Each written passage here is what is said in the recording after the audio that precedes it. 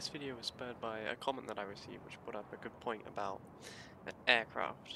As I said before, I'm not a fan of aircraft, but the commentator brought up some very valid points of why, for an initial design, it might be better to use an aircraft as opposed to the tiny little patrol boat which we used.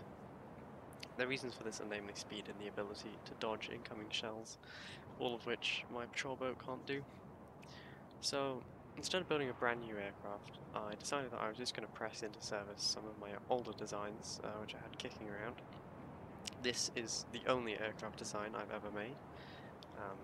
It's called the Fighter, which will have to change at some point, but this is the initial design which I had. Obviously this is a few years old, so there's no footage of the construction, but I'm hoping that with a little bit of effort we might be able to convert this and be able to use it. So the fighter itself is pretty basic. It's essentially just one solid fuselage. We've got the AI at the front here, which is probably not the best place for it. And then we've got the main weapons here, which are small missiles lined up like this. Hang on, oops, there we go. They're pretty basic missiles and certainly not deadly. We're going to convert some of these to be a little bit more hard-hitting at some point. The fighter was made before they converted fuel and ammo to everything else, so we've got a lot of extra ammo which we don't really need anymore, and we've only got 12,000 material. So range for this fighter is going to be an issue. When I made it for my campaign like 2 years ago or something, I had a... There we go. I had an aircraft carrier to go along with this one and support it by giving it fuel and ammo and resources and repairs. So it doesn't really have any capacity to repair itself or really much range at all. So unfortunately the carrier blueprint which I used is lost to time, so we don't have that. And so that means if we want to use it in the same way that I used it the last time I did, we'll have to completely create a new carrier.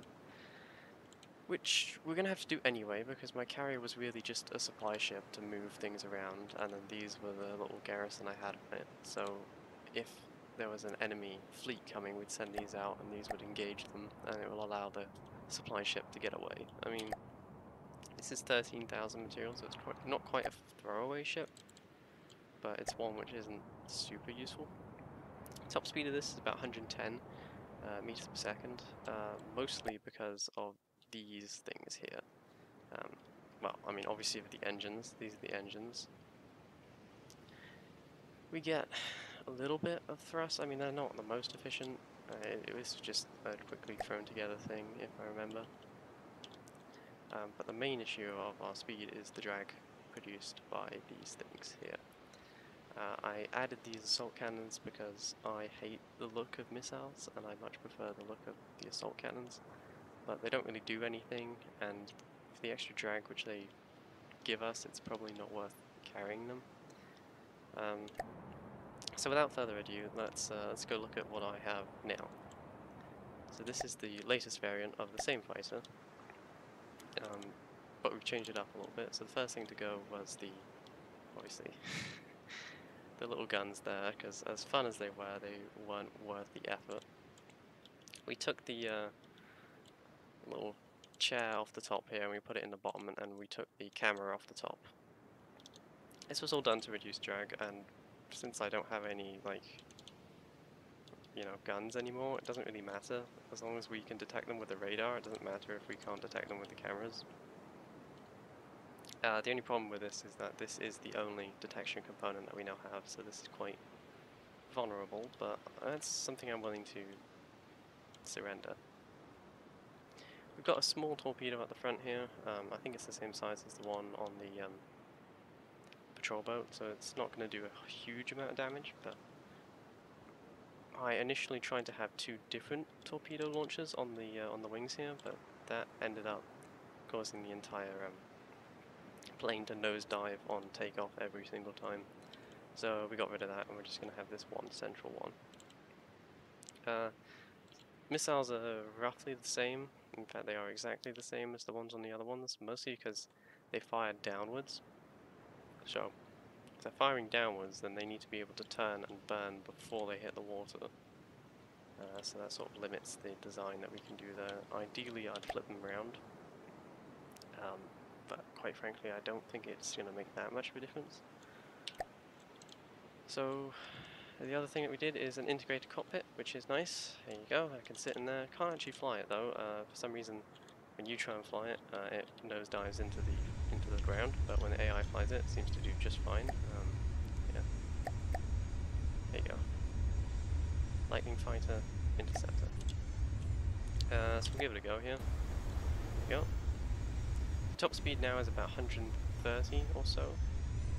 So 130 is, oh, I've got it written down here. 468 kilometers per hour, which is pretty good. I think it's probably a good time to touch on just some basic physics of flight. So what's going on here is that we've got low pressure air on the top of the wing and we've got high pressure air on the bottom of the wing. So the aircraft is essentially being sucked into the sky. And then the more thrust we have, the faster we go and the more lift we generate effectively. But obviously thrust is counteracted by drag. So that's probably why our top speed is about 133, because we still have a lot of drag. It's not exactly it's not the most aerodynamic shape, but it'll do for now. It does alright in combat. Let's see, what do we want to put it against here? Sure. We'll try one of these. No idea if it's going to work. That's sickening. Let me just get off this.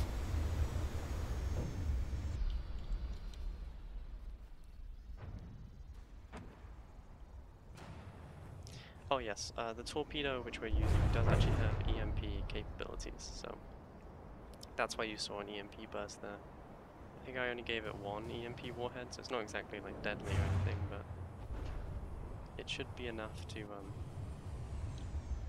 sorry, the guns you're seeing are from the the old fighter over there. Let me just oops, get rid of that one. Not really a fair test if we got two fighters. Okay, let's try that again.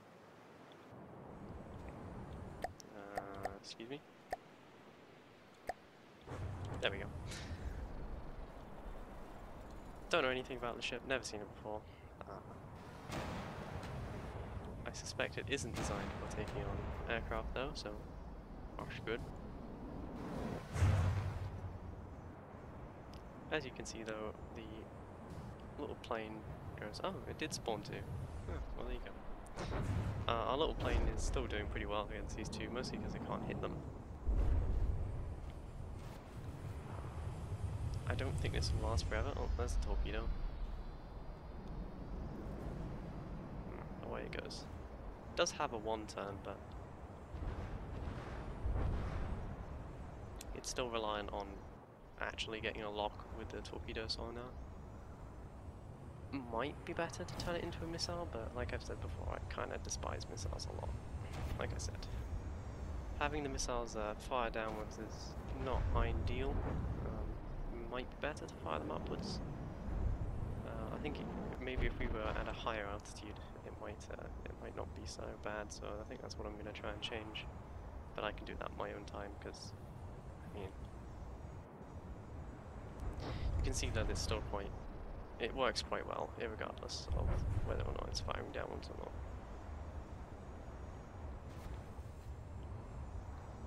Just kind of waiting for this to finish it off, to be honest.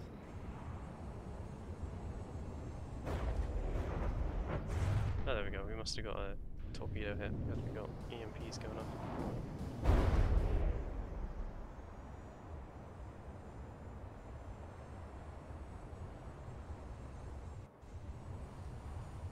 I don't think there are EMPs on the missiles. Not that I remember. There definitely are. There we go.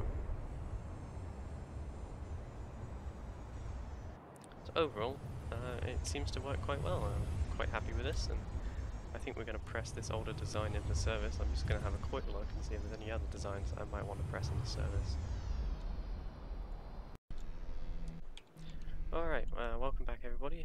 you're looking at one of my oldest designs, which I still have access to.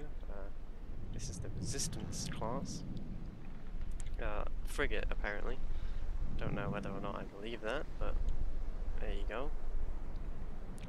This is not something that I'm planning on using. The only thing that I might steal is the actual turrets here, because I quite like the look of the turrets. They look quite nice, and I think there's still definitely room to improve them. I don't need to look at the actual APS shell to tell you what it fires, but I'm going to tell you right now it's going to be heat and hash, because I always used heat and hash. If I can find it, I have no idea where it is. Yeah, I mean, this is definitely not something which we're going to like steal and like repurpose. I feel like this one is just too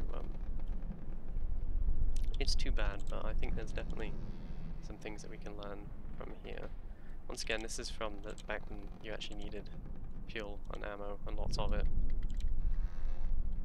I don't remember where the APS shell is, so I can't tell you if it actually does use hash. Probably does. I bet I can tell if I can find one of these. Yes.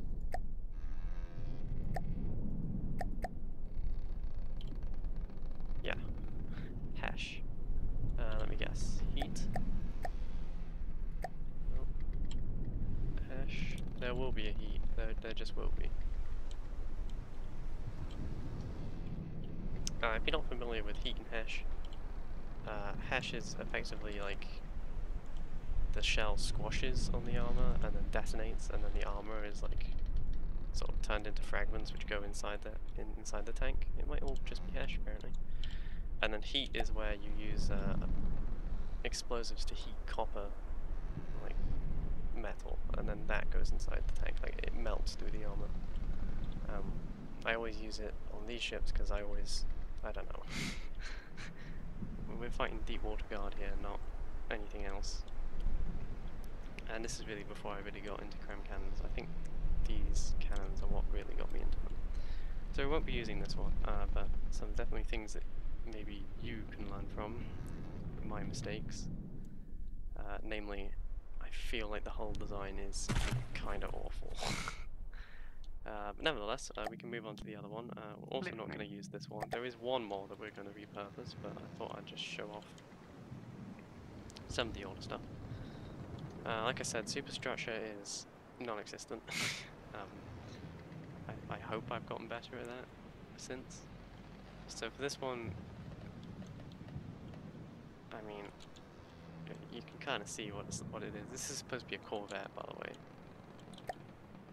Once again, I feel like 40,000 is too expensive for a Corvette. That frigate is 77,000, so that's, I mean, you haven't seen it yet, but that's as much as our light cruiser costs, so. Yeah. We've got missiles, not many of them, we've only got these two. I believe these are just, oh no, these are, I thought these would be anti-missile missiles, but no, they're actual missiles. Pretty awful, nothing good. I think the only good things here is probably the turret and probably the engine, probably because those are the two things that I didn't make. Still, we can use one more thing, which is the bubble class sub, not named by me, named by my girlfriend. Bubble class sub is the one thing which I'm pretty pleased with still. It's quite expensive, I will grant you that. Oh, hang on, let's just see if I can. Quite expensive, and it's got no way to use the ladder, apparently. Oh, well, that's fine, because you couldn't use the ladder anyway. But I'm quite pleased with this, because I remember this being quite good, and this is the only submarine I've ever built. So, this is probably one which we're going to repurpose. Basic design is pretty simple. We've got an anti-aircraft gun on the top for anti-air duties. I do believe this might actually be loaded with actual anti-air shells. No, it's loaded with anti-ship shells, obviously.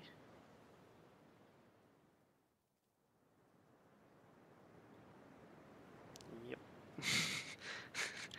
cool, so we might need to change that. But that's fine, because it doesn't really matter, because the main weapons are these torpedoes here. These are large torpedoes fired from large gantries.